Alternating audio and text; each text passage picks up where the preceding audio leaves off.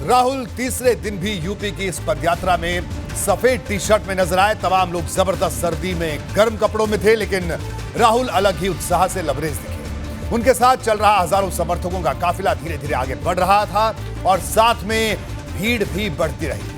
राहुल आगे बढ़े तो शामली के कैराना से होकर गुजरे, उसी कैराना से जो सियासत का बड़ा सेंटर रहा है और जहां से ध्रुवीकरण के बड़े संदेश सामने आ चुके हैं। लेकिन राहुल के साथ चल रहे कांग्रेस नेताओं का दावा था कि अब ध्रुवीकरण की राजनीति यूपी में नहीं चल रही।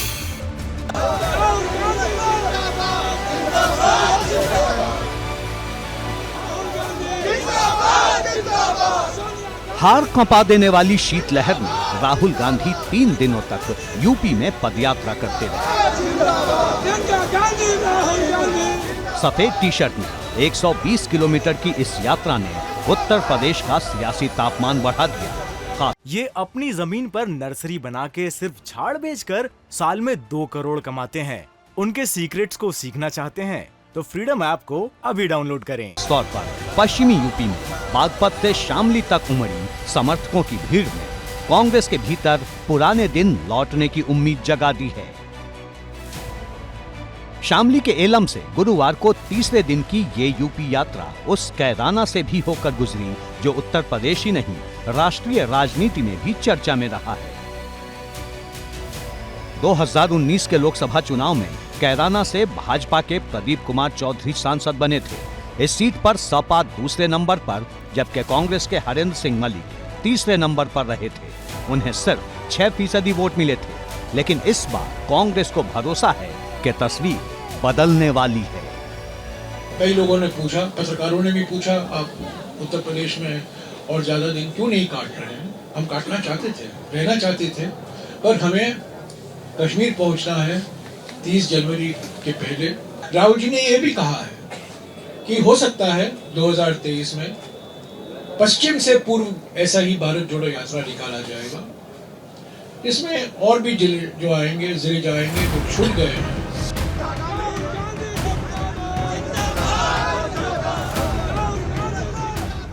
राहुल की इस यात्रा से पश्चिमी यूपी के पार्टी कैडर भी जोश से भरे दिखे।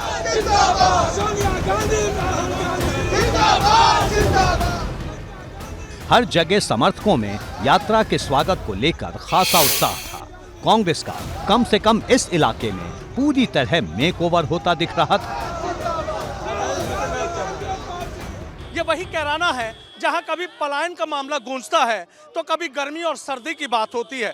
और इस कैराना में जब राहुल गांधी भारत जोड़ो यात्रा लेकर पहुंचे हैं तो देखिए किस तरीके से यहाँ पर जो लोगों का हुजूम है वो यहाँ पर उमड़ा हुआ नजर आ रहा है। लोग राहुल गांधी की एक झलक देखने के लिए इस कदर बेताब नजर आ रहे हैं कि कोई सुबह से इंतजार कर रहा है, कोई दोपहर का बैठा है और किसी को शाम का इंतजार था। कोई फोन घनघना रहा था तो कोई अपनों से पूछ रहा था कि राहुल गांधी कब इस रास्ते से गुजरेंगे, राहुल गांधी कब कैराना आएंगे और कब उनकी एक झलक देखने को मिल जाएगी। और जैसे ही राहुल गांधी यहाँ कैराना पहुँचते हैं तो पूरी सड़कों पर हुजूम उमड़ाता है और कहते हैं ना कि एक तिल रखने की भी जगह नहीं है। कुछ तस्वीरें ऐसी ही देखने को मिल रही हैं।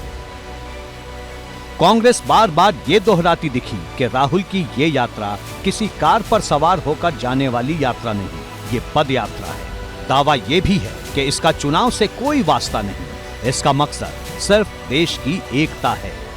पर भाषणबाजी का वक्त नहीं है भारत जोड़ो यात्रा। तो ये जनता की चिंता समझने के लिए भारत जोड़ो यात्रा निकाला गया है। इसका नतीजा जरूर यह है कि कांग्रेस संगठन में एक नई ऊर्जा आई है। कांग्रेस संगठन के लिए एक संजीवनी है। ये वोट के लिए नहीं निकाला गया। ये चुनाव जिताओ यात्रा नहीं है, चुनाव जिताओ यात्रा नहीं है, ये भारत जोड़ो यात्रा है। कांग्रेस का दावा है कि उसकी ये यात्रा इवेंट नहीं, मूवमेंट है जो चलता रहेगा।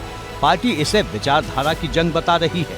जयराम रमेश कहते दिखे कि विचारधारा की जो जंग हमें कई साल पहले लड़नी थी वो अब लड़ रहे हैं, क्योंकि आरएसएस का जहर हर जगह पहुंच गया है।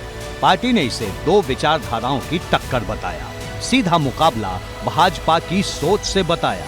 दावा है कि रालोद ने खुला समर्थन दिया तो सपा और बसपा का भी संदेशों वाला समर्थन मिला।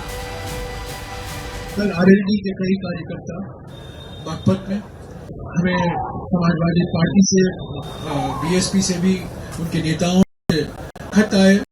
एकता, विपक्ष की एकता, ये भारत जोड़ो यात्रा विपक्ष की एकता के लिए नहीं निकाला गया है, पर विपक्ष की एकता एक नतीजा बन सकता है भारत जोड़ो यात्रा का। अगर कांग्रेस मजबूत होता है, विपक्ष की एकता भी मजबूत होगी। जी हाँ, कांग्रेस ने अपना एजेंडा पूरी तरह साफ कर दिया है कि वो पहले खुद मजबूत बनना चाहती है, जिससे विपक्षी एकता की मुहिम की वो अगुवाई कर सके। जब से भाजपा की सरकार आई तब से एक ही काम चल रहा है, अन्याय, अत्याचार और लूट। इनको सबको रोकने के लिए युवा एकदम से आदरणीय राहुल गांधी जी के साथ चलने को तैयार है, बेरोजगार एकदम से उनके साथ चलने को तैयार है। जिनके साथ अन्याय अत्याचार हो रहा है, चाहे धार्मिक हो चाहे आर्थिक हो। राहुल गांधी की यात्रा सुबह में चलकर शामली के ऊंचा गांव में अपने पड़ाव पर रुकी और 5 घंटे तक विश्राम के बाद यमुना ब्रिज को पार कर हरियाणा में दाखिल हो गई। अब यूपी कांग्रेस के नेता इस बात के गुणागणित में लगे हैं कि राहुल के यूपी के राजपथ पर पैदल चलने से उन्हें प्रदेश में क्या हासिल हुआ और 2024 की मुहिम के लिए ये किस तरह संजीवनी साबित हो सकती है। एबीपी गंगा के लिए ब्यूरो रिपोर्ट।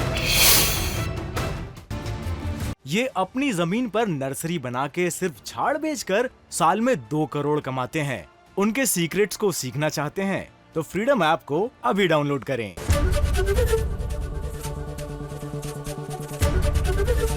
एबीपी गंगा, खबर आपकी, जुबान आपकी।